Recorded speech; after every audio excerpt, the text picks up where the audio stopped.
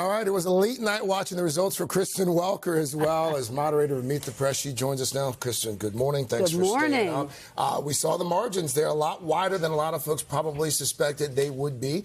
What are your takeaways from what we saw last night? The margins are, to some extent, one of the biggest headlines. One Republican strategist calling it a bloodbath last night. Look, it was clear that Democrats' message on affordability resonated, a rejection of President Trump's handling of the economy, his numbers in the low 30s, according to polls. It's also an indication that there is a general dissatisfaction.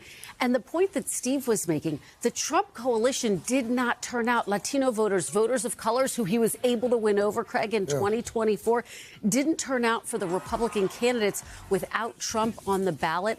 Those voters aren't turning out. That's a warning sign to Republicans in addition to the message on the economy. It was also interesting to see the president sort of distance himself to a certain extent from the Republican who was on the ballot in Virginia specifically. Mamdani, what, if anything, can we take away from what he was able to do in New York City last night? What might that mean for the midterms, if anything? What a fascinating race. New York is obviously its own unique electorate. The candidates were unique. They each had their own baggage. So it's hard to draw too many national conclusions. However, he did represent change.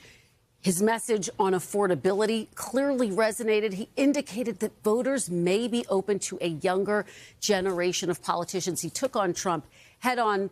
It's clear his message about socialism made some Democrats nervous. Congressional leaders Chuck Schumer, Hakeem Jeffries were hesitant to embrace him. Ultimately, they are embracing him. So this is going to be a potential debate within the Democratic Party, how progressive to run in the midterms. But the bottom line, Craig, Democrats are feeling bullish now heading into the midterms. A glimmer of hope last night. All right. Kristen Welker. Kristen, thank you. Thank you. Hey, thanks for watching. And don't forget, you can catch the Today Show every morning on NBC or take Today when you're on the go. Just follow the Today podcast on Apple Podcasts, Spotify, or wherever you listen.